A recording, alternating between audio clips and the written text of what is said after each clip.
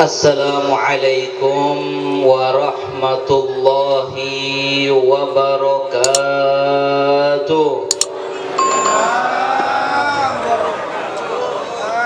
Alhamdulillah wassalatu wassalamu ala Rasulillah Sayyidina Muhammad ibn Abdullah wa ala alihi wa sahbihi wa man walah wa la hawla wa la quwwata illa billah.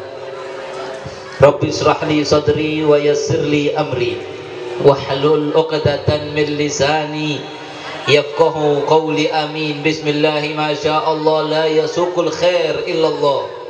Bismillah ma syaa Allah la yasrifus su'a illa Allah. Bismillah ma syaa Allah ma kana min ni'matin fa min Allah. Bismillah ma syaa Allah la haula wala quwwata illa billah. Yang saya hormati dan saya muliakan kepada para habaib yang hadir, wabil khusus kepada Al-Habib Muhammad Al-Habsyi dan juga Al-Habib Jadid bin Fakhir As-Saqqaf, dan juga kepada para kiai, para alim ulama yang hadir, wabil khusus kepada guru kita bersama Al-Mukarram wal Muhtaram Kiai Haji Muhammad Itsbat Abdul Qadir, dan juga wakhi Kiai Ahmad Mahfud Abdul Qadir, Kiai Haji Muhammad Ismail Abdul Qadir, dan juga kepada Al-Mukarram wal Muhtaram guru kita Kiai Haji Islam Nasir, Kiai Haji Saiful Islam, dan juga para kiai semuanya, para alim ulama yang tidak dapat saya sebutkan namanya satu persatu tanpa sedikit pun mengurangi rasa hormat dan takzim kami, dan juga kepada Bapak Kepala Desa Bireh Temor, Bapak Fatur Rahman kalau saya tidak salah, dan juga kepada seluruh tokoh masyarakat, sesepuh bene sepuh, dan juga kepada Sahibul Hajah, Sahibul Bait Al-Ustadz Sumairi, apa namanya?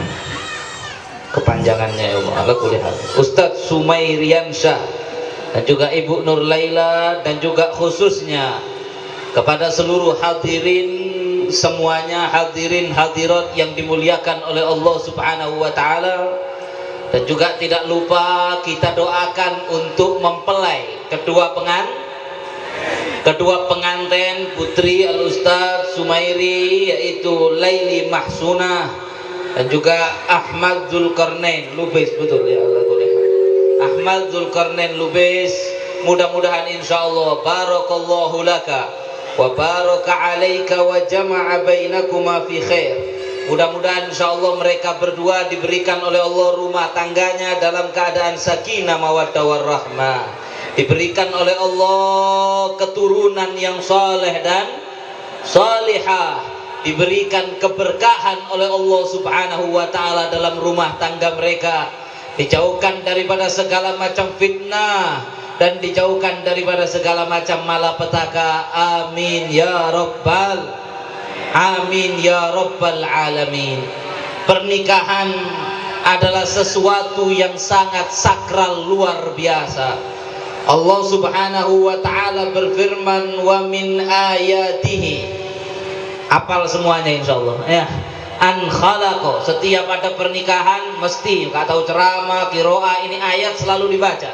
Ketika Allah berfirman dalam surat Ar-Rum, wa min ayatihi an khalaqa lakum min anfusikum azwajan litaskunu ilaiha wa ja'ala bainakum mawaddatan wa rahmah inna fi dzalika laayatin liqaumin yatafakkarun. Kata Allah, dan termasuk tanda kebesaran Allah, tanda kehebatan Allah, an khalaqalakum min anfusikum azwajan, diciptakan manusia itu berpasang bedese laki bedese. Bayangkan seandainya Allah menciptakan manusia itu laki-laki semua, apa jadinya? Isinya carok tok mungkin. Bayangkan bagaimana dapur sampean bersih apa kotor kira-kira? Kamar sampean bagaimana? Tetapi subhanallah, ada laki-laki, ada bagaimana kalau seandainya diciptakan perempuan semua, nggak ada laki-laki? Waduh, tambah hancur lagi. Isinya cuma gosip. Siapa yang mau cari nafkah? Ala kulli hal, subhanallah, diciptakan min anfusikum azwajan, berpasangan, bedelake, berbeda, tidak sama, fisiknya tidak sama. Ada perbedaan secara fisik tubuhnya, sifatnya juga tidak. Secara psikologi sifatnya tak sama. Yang mana kalau laki-laki lebih mengedepankan akal, orang perempuan lebih mengedepankan perasaan. Yang mana secara fisik maupun secara psikologi, secara sifat, cara berpikir, Allah telah menciptakan laki-laki dan perempuan tadi saling melengkapi, sehingga kalau diikat di dalam ikatan pernikahan yang suci sesuai yang dianjurkan oleh Allah Subhanahu wa ta'ala, maka dari itu Allah memerintahkan, walaupun perintahnya bukan wajib, anjuran dari Allah, wa ankihul ayama minkum wassalihina min ibadikum wa imaikum iyakunu fuqara ayughnihimullahu min fadlih wallahu wasi'un alim. Kata Allah, wa ankihu, menikahlah kalian, karena dengan menikah maka nanti akan tercipta litaskunu ilaiha, seorang suami itu akan bisa memberikan keamanan, kenyamanan, ketentraman kepada istrinya, sehingga seorang wanita tidak bingung lagi mau cari nafkah, karena nafkah sudah ditanggung sama suaminya. Seorang istri tidak bingung mencari tempat tinggal kalau tidak ada tempat tinggal, karena itu tanggung jawab daripada suaminya. Seorang istri tidak takut kalau ada orang lain yang mengganggu, karena ada suaminya yang menjaga dan melindunginya. Wa ja'ala bainakum mawaddatan wa rahmah, dan dari ikatan pernikahan tadi Allah menjadikan mawaddah, rasa cinta. Nah, ini untuk pengantin baru. Cinta.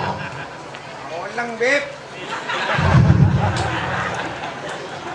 Lihat wajahnya, hati bahagia, tidur bersama bahagia, makan bersama bahagia. Waduh, cinta.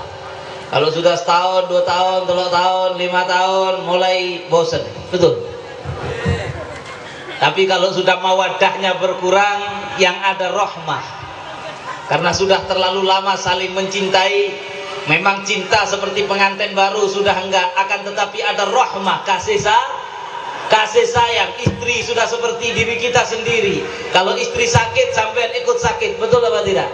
Lihat istri sakit, kasihan, ikut pusing. Suaminya sakit, istrinya bingung. Subhanallah, istri menyiapkan pakaiannya suami, masak untuk suami, sehingga suami nggak bingung, mau masak sendiri nggak bingung, setrika baju sendiri, gak bingung membersihkan kamar, istri yang membersihkan, suami cari nafkah, saling melengkapi satu sama lain untuk mengambil keputusan, musyawarah, berbincang. Istri pakai perasaan, suami pakai akal, ketemu jawaban yang paling tengah-tengah, yang paling bijaksana. Terjadilah keindahan dalam kehidupan ketika sudah menikah.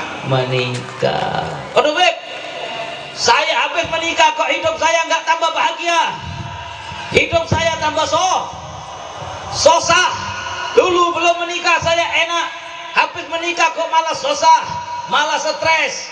Berarti ada yang salah dalam cara sampean membina rumah tangga. Kalau cara membina rumah tangganya betul, sesuai yang diperintahkan Allah, sesuai yang diajarkan Allah, sesuai yang dicontohkan dan diajarkan Rasulullah Sallallahu Alaihi Wasallam, maka pastilah di dalam pernikahan, di dalam kehidupan rumah tangga akan tercipta sakinah, mawaddah, warahmah, sakinah, ketenangan, mawaddah, cinta dan kasih sayang. Sehingga pasti kehidupan seorang lelaki, seorang suami maupun istri itu lebih bahagia setelah menikah daripada sebelum menikah.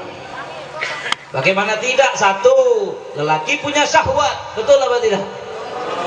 Lelaki punya syahwat. Kalau syahwat tidak tersalurkan, begini lelaki, betul apa betul?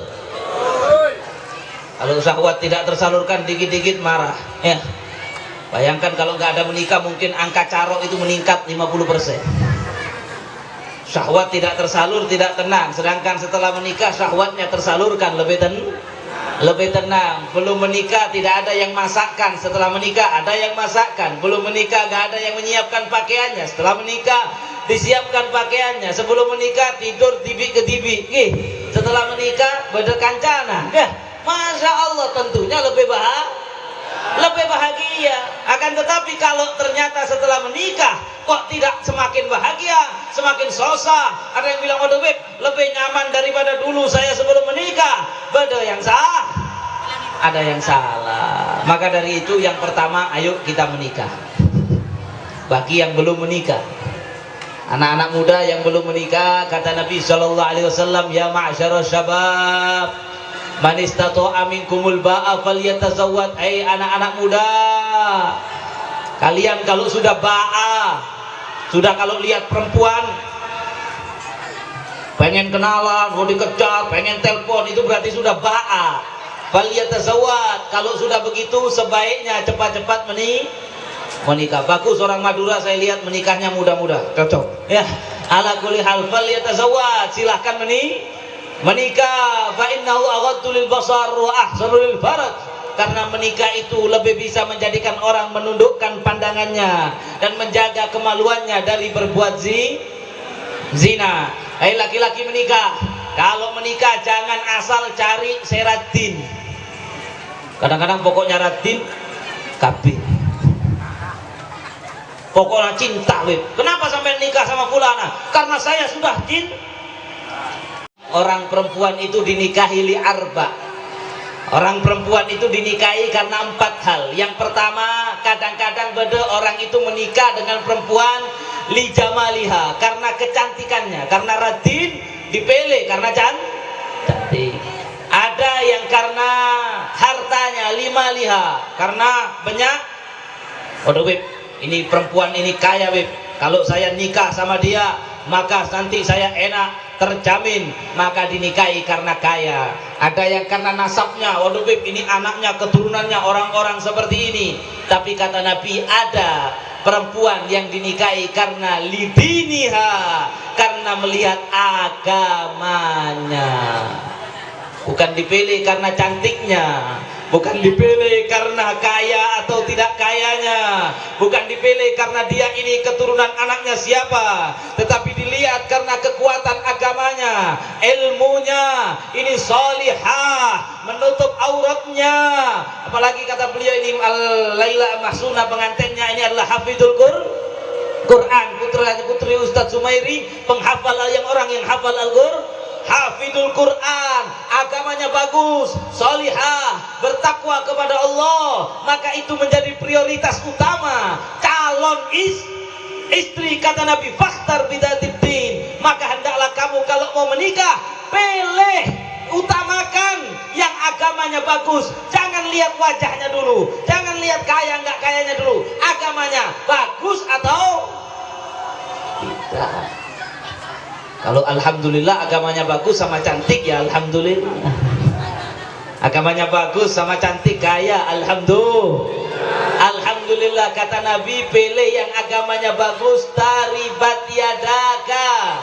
Kalau kamu pilih perempuan yang agamanya kuat, yang solihah, yang ngerti ilmu agama, mengamalkan ilmu agama, taribat yadak, kamu cuci tangan, kata Rasulullah. Hidupmu enak, istrimu mengerti hukukus zauj, istrimu mengerti, sudah dididik bagaimana haknya suami, bagaimana dia harus melayani suami, bagaimana harus taat kepada suami, bagaimana tidak boleh membangkang kepada suami, bagaimana harus terus mencari ridhonya suami, sehingga istri yang seperti itu akan membuat kehidupan suami bahagia.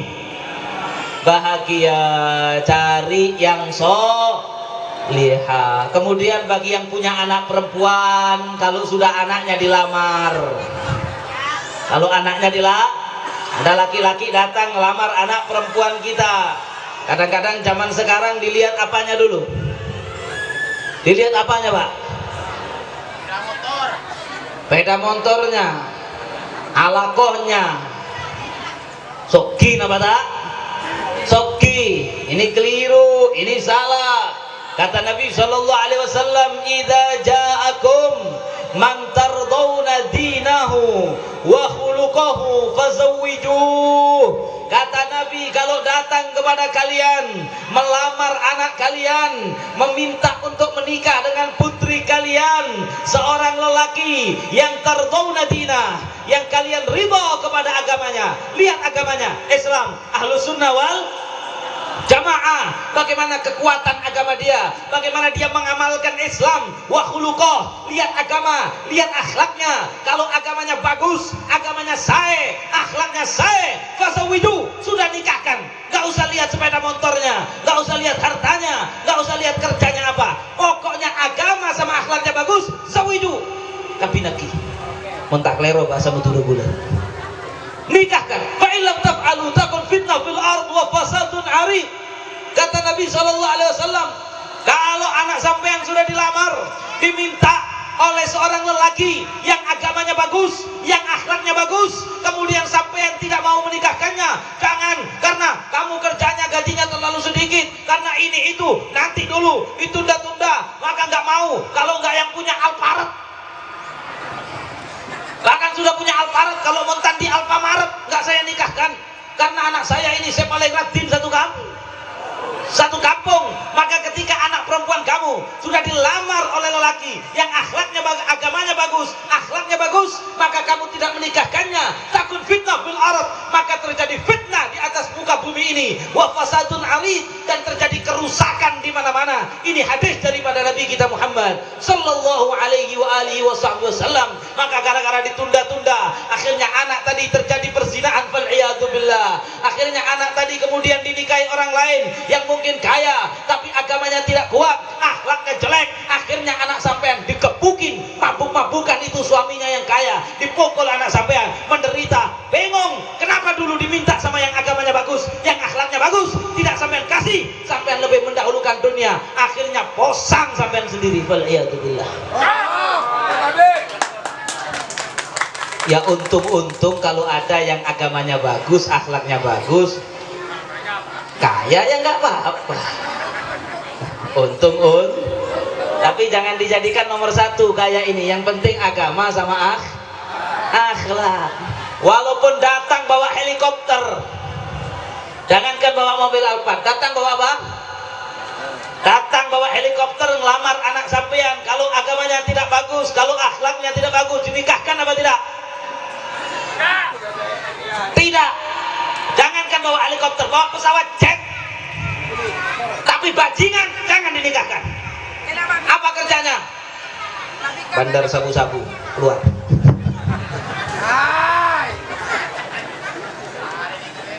Apa kerjanya? Bos sabung ayam, get out.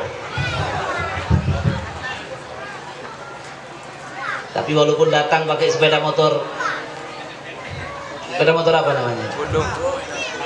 Kutuk-kutuk katanya orang Jawa. Tapi agamanya saya, akhlaknya saya, bismillah, dinikahkan. Anak sampean mau, anak sampean bersedia, bismillah sampean nikahkan. Waduh, nanti anak saya makan apa? Iya kunu fuqara yughnihimullahu min fadlih. Kata Allah, kalau mereka kekurangan, insya Allah dicukupi oleh Allah Subhanahu wa ta'ala. Ada satu cerita, dengarkan. Ada seorang ulama besar, dulu namanya Al-Imam Sa'id ibn al-Musayyib rahimahullahu ta'ala. Ini beliau tabi'i al-jalil, seorang tabi'in luar biasa, muridnya Sayyidina Ali bin Abi Thalib, alim. Sekarang itu kiai besar, dihormatin orang, kemuliaannya luar biasa. Beliau waktu itu di Madinah, yang di zamannya berfatwa di Masjid Nabawi di zaman beliau radhiyallahu ta'ala anhu. Maka subhanallah, suatu saat diceritakan ini Al-Imam Sa'id ibn al-Musayyib punya anak perempuan cantik, hafid Al-Quran, rajin hafal Al-Quran. Bapaknya kiai besar, anaknya neng hafal Quran, rajin. Maka waktu itu ada seorang penguasa namanya Abdul Malik bin Marwan, raja zaman waktu itu, punya anak namanya Walid bin Abdul Malik. Maka Walid ini kemudian bapaknya, wahai anakku, mau saya nikahkan sama anaknya itu, Al-Imam Sa'id ibn Musayyib. Datanglah sang raja datang ke rumahnya Imam Sa'id ibn Musayyib, mengatakan, wahai Imam, saya datang ke sini, yang pertama silaturahmi, yang kedua saya mau melamar putri sampean untuk anak putra mahkota, anak paling tua, pewaris tahta. Kalau saya mati, ini jadi raja, mau saya menikahkan, saya minta putri sampean. Bagaimana jawaban sampean? Diriwayatkan ini dulu anaknya raja ini syaribul khamr, suka minum khamr. Zalim, bapaknya juga gitu dalam riwayat. Abdul Malik bin Marwan kata diriwayatkan kejam dan zalim. Maka waktu itu Al-Imam Sa'id bin Musayyib mengatakan, mohon maaf, lamaran belum diterima alias ditolak. Marah ini raja, tersinggung. Sampai bisa begitu, jangan nanti diminta kepala desa sudah bingung ya. Ya kalau kepala desanya soleh seperti sini, alhamdulillah, nggak apa-apa kalau kepala desanya bagus. Nggak usah. Kalau kepala desanya bagus nggak apa-apa. Ini anaknya raja, beliau bilang tidak diterima. Tersinggung raja. Hei Sa'id bin Musayyib, wahai kiai, saya ini raja, anak saya ini pangeran, sampai menolak lamaran saya. Beliau dengan santai mengatakan, iya, mohon maaf, saya tolak. Kenapa ditolak? Kalau bilang harta jangan tanya, sudah, ini pangeran, jabatan tinggal di istana. Akan tetapi karena agama dan akhlaknya tidak baik, beliau nggak mau menikahkan anaknya. Marah ini raja, kemudian kemudian berdiri sambil mengatakan, terima apa tidak? Beliau mengatakan tidak. Maka raja tadi mengatakan, tangkap ini kiai, tangkap ini orang alim, bawa seret ke depan, buka pakaiannya. Kejadian nyata ini, buka pakaiannya. Maka dicambuk oleh sang raja tadi, Al-Imam Sa'id bin Musayyib, di punggungnya sambil dicambuk, mengatakan, terima apa tidak lamaran? Tidak, kata beliau. Dicambuk lagi, tetap tidak, sampai mi'ajaldah, hampir 100 kali dicambuk. Ketika penuh luka punggung dari Al-Imam Sa'id bin Musayyib, disiram dengan air dingin agar pedih, tetap beliau mengatakan, tidak saya kasihkan. Berjalan waktu sekian lama, saya nggak tahu berapa lama. Suatu saat beliau ngajar di masjid, pengajian di Masjid Nabawi. Selesai pengajian ada yang salaman, biasa seperti di sini, nyabis, salaman sama kiai, sama Imam Sa'id bin Musayyib. Salaman 1, 2, 3, 4. Ada satu orang namanya Abdullah bin Abi Wada'ah, jamaah pengajian situ, santrenah. Lama nggak hadir, ditanya sama beliau, Abdullah, kemana sampean kok lama tak norok pengajian? Wahai kiai, saya habis kena musibah. Musibah apa?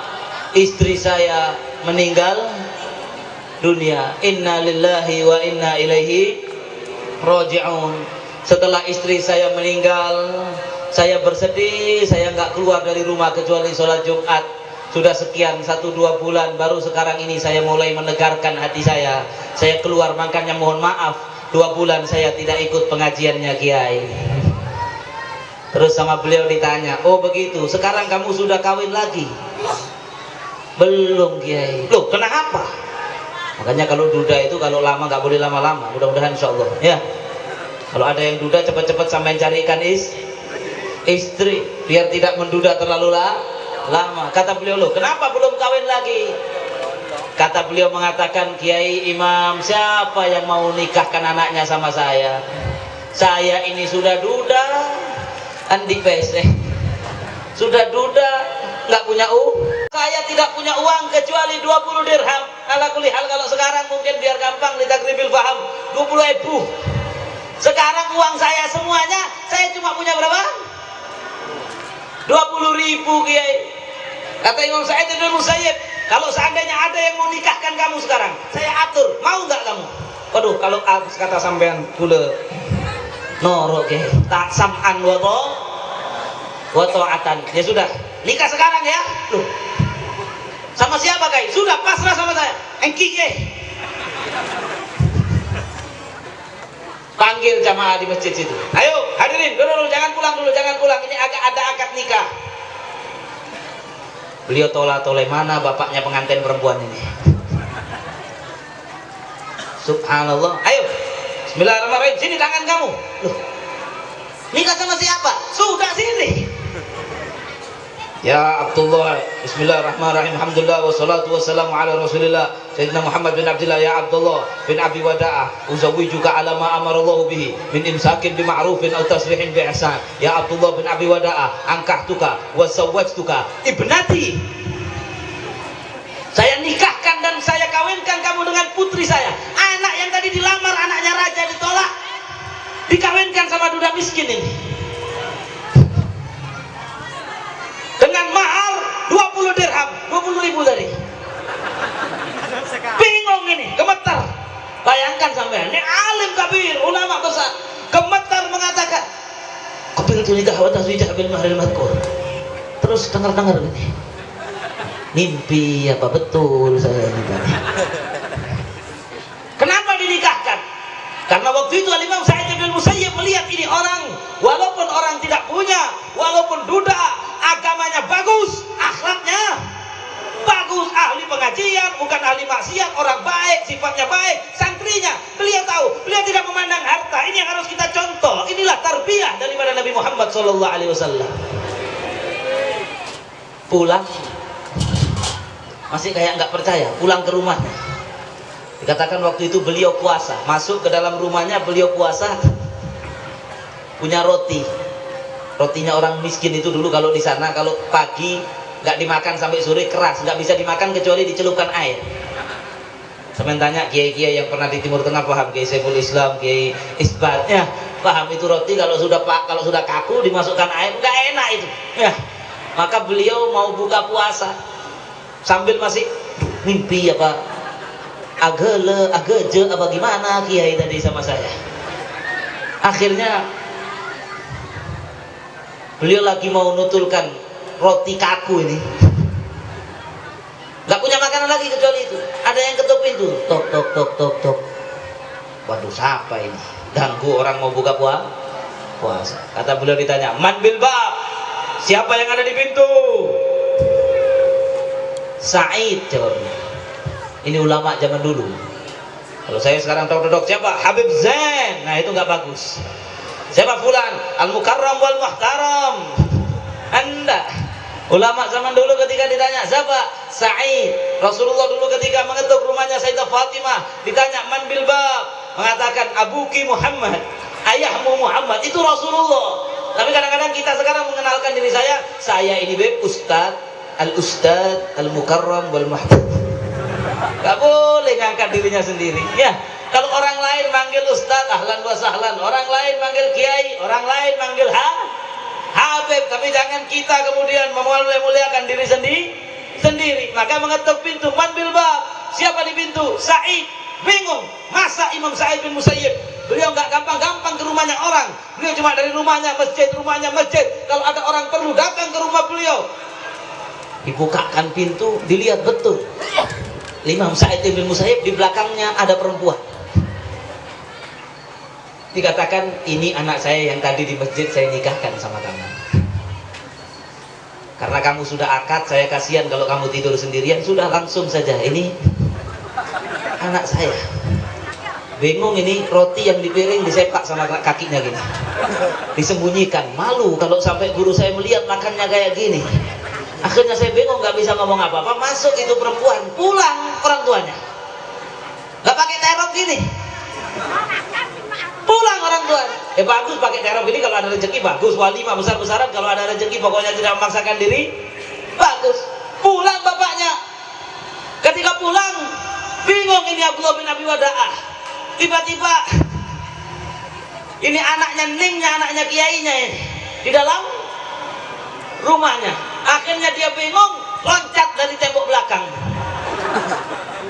lari ke rumah ibunya. Bu, kenapa? Saya bingung, Bu. Bingung kenapa? Tadi saya kan hadir pengajian, Bu, kayak biasanya. Tiba-tiba sama kiai saya dinikahkan sama anaknya, Bu. Loh, yang betul kamu?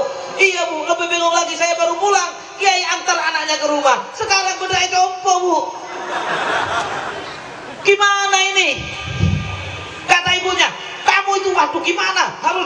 mati, harus pakai jamuan, kasih makan yang enak, undang tetangga saya juga bingung Bu bagaimana ini. Akhirnya ibunya utang sama tetangganya.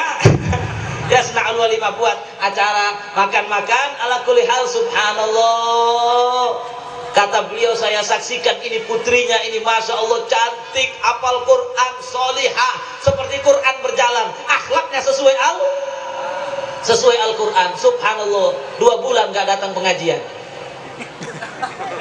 menikmati pengantin baru, gak ketemu mertuanya,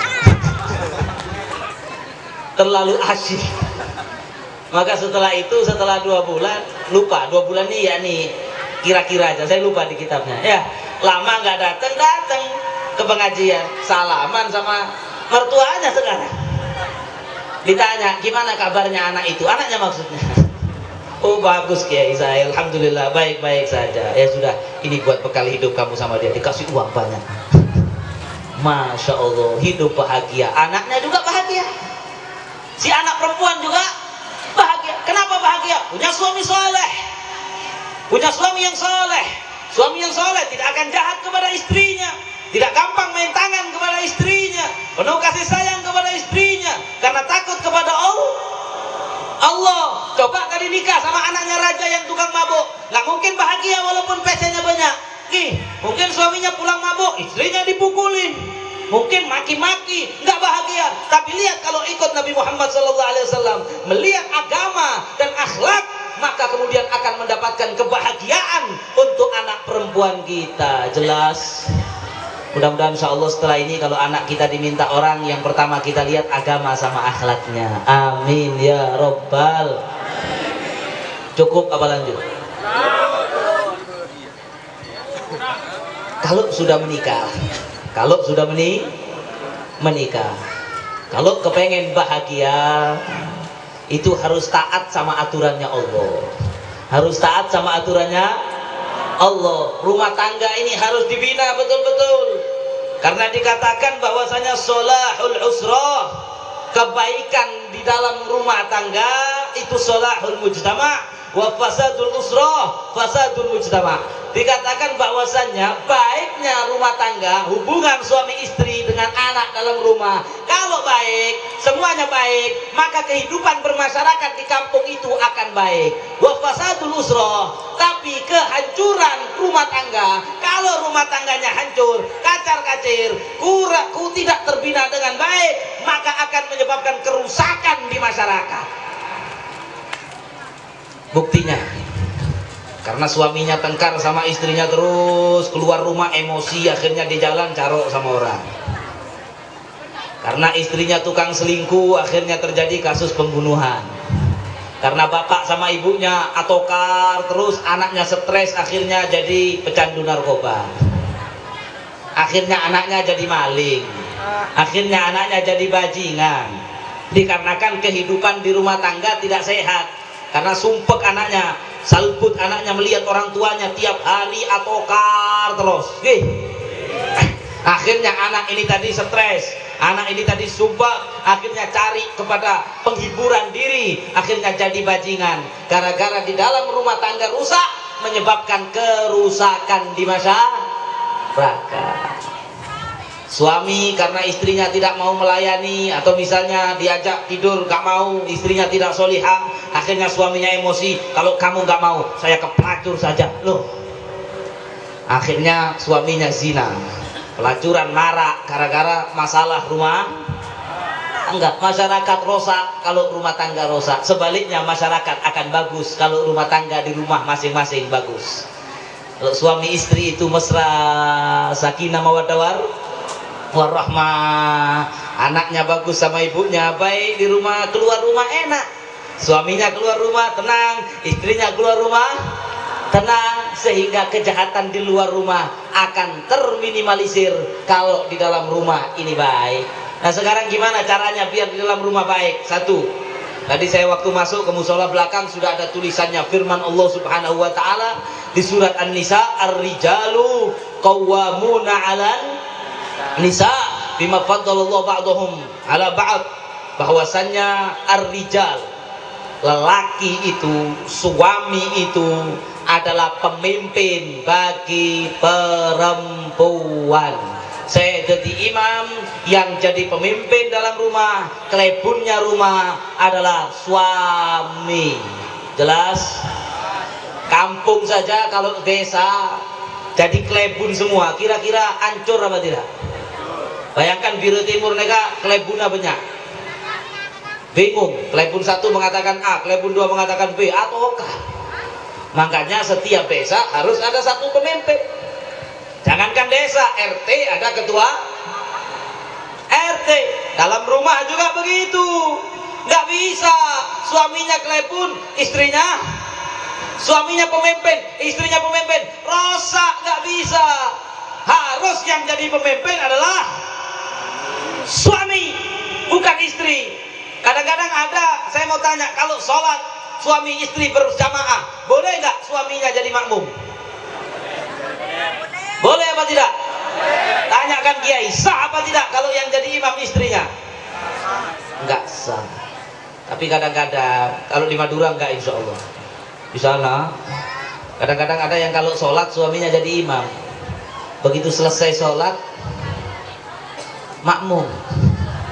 Apa katanya? Apa katanya Apa katanya istri? Suami-suami takut istri, hati-hati, nggak boleh sampai yang jadi suami takut istri. Suami itu pemimpin, qawwamuna 'alan nisa. Keputusan dalam rumah yang memutuskan adalah suami. Suami adalah pemimpin, istri adalah rakyat yang menetapkan kebijakan-kebijakan di rumah. Harus begini, nggak boleh begini. Semuanya ada di tangan suami. Ini kunci kebahagiaan. Kalau sudah suami sama istri itu setara, nggak bisa bahagia. Perhatikan, protes ibu-ibu.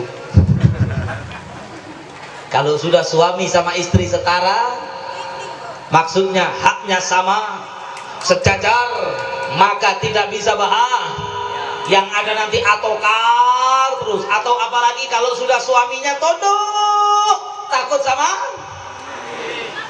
istri. Istrinya ngomong A, istrinya ngomong B. Waduh, kata Imam Hasan al-Basri, ma asbahar rajul yuti imra'atahu fima tahwa illa kabbahu Allahu finnar. Kata Imam Hasan al-Basri, tidaklah seorang istri, seorang suami itu ikut taat saja, norok saja apa kata istrinya, illa kabbahu Allahu finnar, kecuali suami yang kayak gitu kemungkinan besar masuk neraka. Hati-hati. Ada satu cerita dulu, gak apa-apa cerita ya, dikit lagi selesai. Lama saya ceramah. Ada satu orang takut sama istrinya, istrinya ngomong A, B, nurut saja. Sampai suatu saat istrinya sakit parah, sampai katanya dokter, waduh ini nggak bisa sembuh, kayaknya mati. Kemungkinan sembuhnya sangat kecil. Akhirnya si istrinya bilang sama suaminya, Pak, sampean harus janji kalau saya mati, jangan kapin boleh bagi, jangan kapin boleh sampean gi. Kata suaminya, karena memang sudah takut. Padahal kalau istri meninggal itu sunnahnya kapin boleh. Rasulullah itu dulu setelah Sayyidah Khadijah meninggal, nikah lagi. Bahkan kata Nabi, syirarukum azzabukum.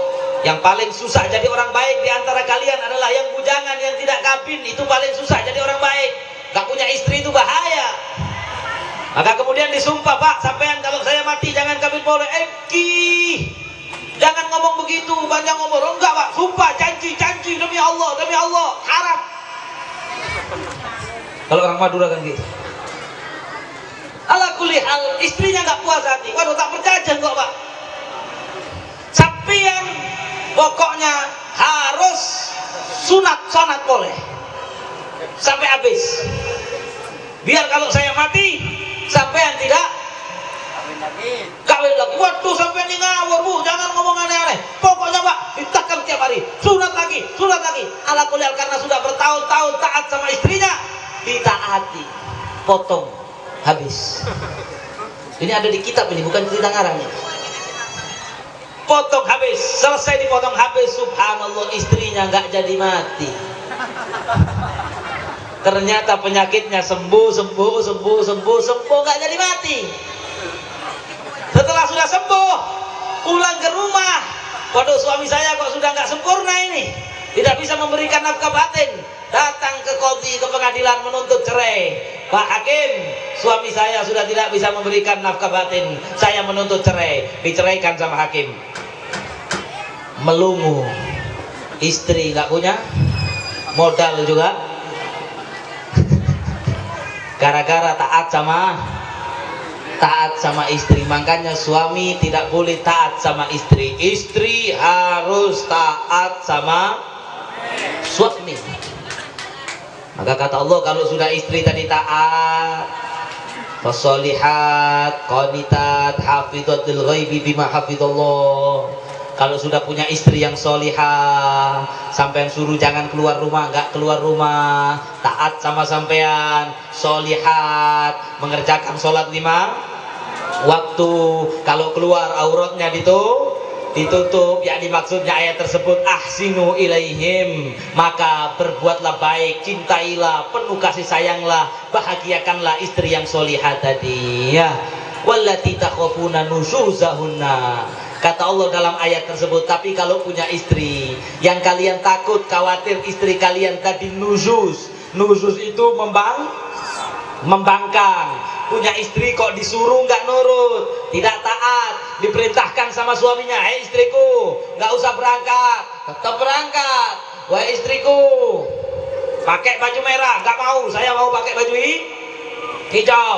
Wahai istriku, tolong buatkan makan, wah nggak mau. Wahai istriku, ayo saya ke tempat tidur, saya pengen tidur sama kamu, saya sibuk. Maka kata Allah, fa'iduhunna, dinasehati. Dia apa kan? Dinasehati istri tadi, dinasehati, sayang, sampean itu istri saya, kewajiban sampean taat sama saya pemimpin, sampean makmum, sampean kalau mau jadi istri saya harus taat sama saya. Kalau sampean nggak taat, nanti dosanya sampean ngerti. Kalau dinasehati tetap pakun. Sudah saya nasihati pakun nggak berubah sama sekali. Bagaimana? Wahjuruhunna fil madaji', kata Allah, maka jangan tidur bersama, jangan diajak ngomong. Itu istri kalau sudah begitu bingung biasanya. Tiba-tiba dalam rumah sampai diajak ngomong, Pak makan, sampai diam aja. Pak mau tidur siang sama saya, diam aja. Kalau tidur istri sampai menghadap ke sampean, sampean kasih tengah. Kalau jawil tangannya gini kan. Kalau tidak taat lo ya, kalau tidak taat dinasehati tetap. Tapi kalau setelah dibegitukan, biasanya istri tadi bingung, akhirnya iya sudah Pak, saya minta maaf, saya setelah ini taat sama sampean, melayani sampean, saya nggak membangkang lagi. Ya sudah, sampean baikin lagi ya. Kalau tapi kemudian sudah saya kasih tengah, saya tinggal, tidak saya ajak bicara, dia nggak peduli tetap pakun tak taat, pakun membangkang. Bagaimana? Fadribuhun, dipukul. Oh, ini ceramah memukul. Maka istri tadi dipukul, tapi pukulnya satu, kata Nabi, tidak boleh di wajah. Haram, dosa besar seorang suami memukul istri di wajahnya. Para ulama kata Sayyid Abdullah bin Abbas dipukul pakai siwak, atau kalau enggak sampean pukul pakai tangan. Mohon maaf, kata para ulama dipukul di kakinya sini, yang tidak membahayakan dan tidak menyakitinya. Jangan sampai di kepala, tapi pukul di kakinya. Taat apa enggak sama saya? Kamu kalau jadi istri saya harus taat, kalau enggak taat, taat apa enggak? Sudah dipukul kemudian taat, ya sudah. Fa in ata'nakum wala tabu alaihinna sabila. Kalau sudah taat setelah dipukul takok kemudian taat sama kamu, tidak membangkang, ya sudah. Saya pukul gini, ditendang saya. Terus mau saya pukul lagi, ditendang lagi, saya ditendang berkali-kali, jatuh nggak bisa bangun, KO Wah. Kalau sudah seperti itu, ya fab'atu hakaman min ahlihi wa hakaman min ahliha iyurida islahan yuwaffiqillah bainahuma. Kata Allah, kalau sudah begitu ya sudah, ini harus, nggak boleh dilanjutkan, jangan didiamkan. Jangan ya sudahlah saya ngalah saja, jangan. Biar saya dipukuli sama istri saya, takut kok, jangan. Kalau sudah begitu, dudukkan, panggil wakil dari keluarga suami, panggil wakil dari keluarga istri. Bagaimana ini rumah tangga? Mau dilanjut atau selesai? Kalau istri ini kemudian mau berubah jadi suami istri yang taat kepada saya, maka ya sudah dilanjut. Tapi kalau misalnya dia terus seperti ini, nggak mau taat, saya perintahkan melawan, saya larang, tetap tidak memperdulikan larangan saya, mungkin sampai di sini saja. Kalau dari permusyawarohan keluarga tadi kemudian mendapatkan jalan keluar, istrinya mau berubah taat, ya alhamdulillah. Tapi kalau dia berkeras, enggak, kalau memang dia mau tetap jadi suami saya tetap begini, menguasai, ya sudah, tukar tanpa. Istri tadi sampai tukarkan istri yang baru, istri yang baru. Tapi terakhir sebelum saya tutup, kalau istri tadi taat, tidak melawan, ya berbuat kesalahan biasa ya, maka sampean sebagai suami harus penuh kasih sayang kepada istri. Khairukum khairukum li ahlihi wa ana khairukum li ahli. Kata Nabi, yang terbaik di antara kalian adalah yang paling baik kepada istrinya. Aku, kata Rasulullah, adalah suami yang paling baik kepada istriku. Maka bagaimana dulu Rasulullah sallallahu alaihi wasallam diriwayatkan, idza khala bi nisa'i kana sallallahu alaihi wasallam idza khala bi nisa'i alyanan nas akraman nas dhahakan bersama. Rasulullah dulu kalau sudah masuk dalam rumah bersama istrinya, maka beliau menjadi orang yang murah senyum, isinya senyum, tertawa, gak pernah marah. Di luar rumah Nabi kadang-kadang marah. Nabi kalau ceramah kadang-kadang ala sautuh, suaranya keras.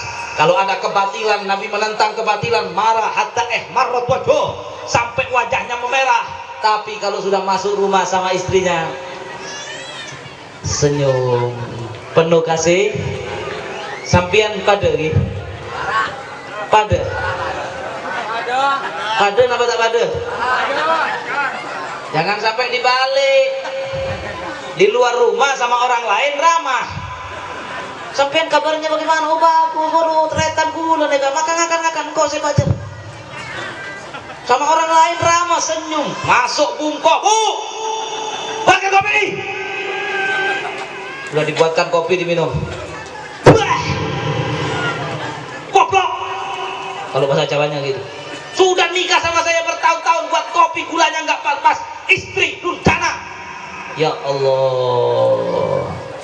Kadang-kadang istrinya membuat kesalahan kecil, bukan nggak taat loh, cuma karena masak nggak pas dipukul, cuma karena mungkin setrika baju kurang pas dipukul, itu bukan nggak taat. Padahal sampai suruh nyetrikakan baju, dia sudah taat, berarti nggak boleh dipukul, nggak boleh diapa-apakan. Tapi karena mungkin kerjaannya menurut sampean kurang sempurna, sampai pukul, boleh. Nabi SAW bersabda, ma'akraman nisa illa karim, wa ma'hanahunna illa la'im. Tidaklah seorang lelaki memuliakan istrinya kecuali dia mulia di mata Allah. Jahat, kasar, zalim kepada istrinya kecuali dia hina, durjana di mata Allah, walaupun ibadahnya banyak. Tidak berguna sampai sholat sampai hitam jidatnya, tidak berguna sampai puasa, sedekah. Tapi kalau jahat sama istrinya, kasar sama istrinya, semena-mena kepada istrinya, sampai hina di mata Allah, gak ada artinya di mata Allah, bakal jadi ahli neraka. Wal'iyadzubillahi min dzalik. Hati-hati, memang sampai pemimpin, tapi pemimpin tidak boleh menzalimi rakyatnya, betul? Kadang-kadang kalau pemimpin negara menzalimi rakyatnya, sampean ngamuk, tapi sampean sendiri menzalimi rakyat sampean, istri sampean di rumah. Apa bedanya? Kullukum mas'ul, kullukum ra'in wa kullukum mas'ul an ra'iyatih. Setiap dari kalian adalah pemimpin dan akan ditanya oleh Allah bagaimana kalian pimpin. Paling tidak seorang suami adalah pemimpin daripada istrinya. Maka dikatakan cukuplah suami itu jahat dan hina kalau misalnya istrinya sedang bertertawa di dalam rumah, bercanda agak di dalam rumah, kemudian suaminya datang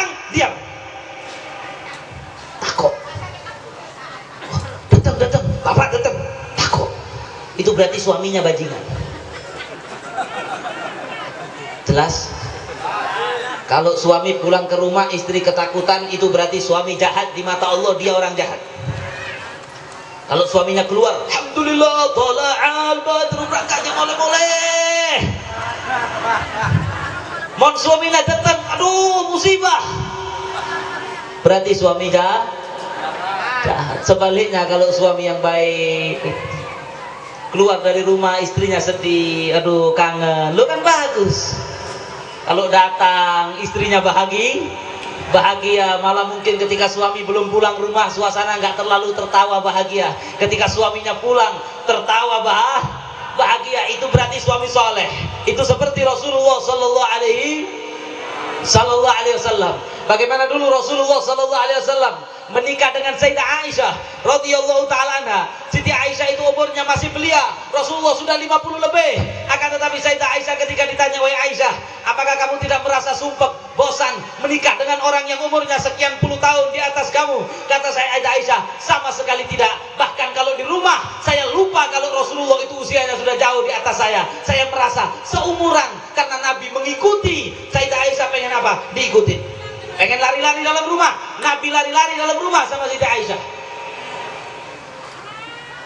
Anak muda cinta-cintaan, sosweet-sosweetan kata anak sekarang. Maka Rasulullah ngikutin sosweet-sosweetan sama Siti Aisyah. Kalau Sayyidah Aisyah minum, diambil gelasnya, setelah diminum Sayyidah Aisyah yang bekas bibirnya Sayyidah Aisyah, Nabi minum dibalik begini. Sampai Nabi mengatakan, "Wahai Aisyah, aku ingin merasakan bekas daripada bibirmu di gelas ini." Tersenyum Siti Aisyah. Ini hadis semua. Kalau Siti Aisyah makan daging, kemudian ada yang dagingnya susah digigit, maka diambil oleh Nabi Shallallahu Alaihi Wasallam, digigitkan, dipecah-pecah menjadi kecil-kecil, disuapkan kepada Sayyidah Aisyah. Sampai kepada istri kapan terakhir begitu?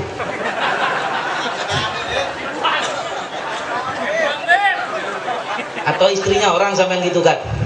Na'udzubillah min. Kapan bu? Pernah digitukan sama suaminya? Pulang nanti minta, ya ditulang sama Rasulullah. Kemudian Sayyidah Aisyah kalau terlihat agak kurang bahagia, Nabi bilang, dipanggil teman-temannya. Ayo teman-temannya Aisyah disuruh datang ke rumahnya Rasulullah. Rasulullah keluar biar main dengan Sayyidah Aisyah, yakni ngobrol di dalam biar senang.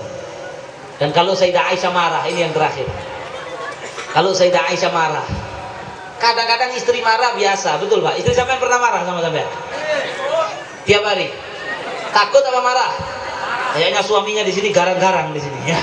Ala kulli hal, ketika istri marah kepada suami, Rasulullah itu dulu pernah, Rasulullah, Nabi, semulia-mulianya makhluk Allah, dimarahin istrinya pernah, apalagi kita.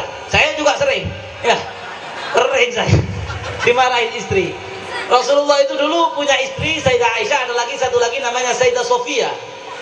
Yang mana dulu mau pergi sama Nabi disiapkan unta.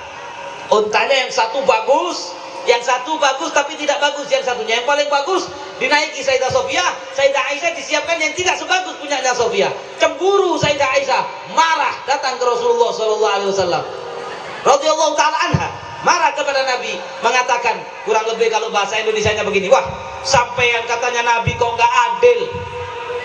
Untanya Sofia bagus, unta saya tidak sebagus punyanya Sofia."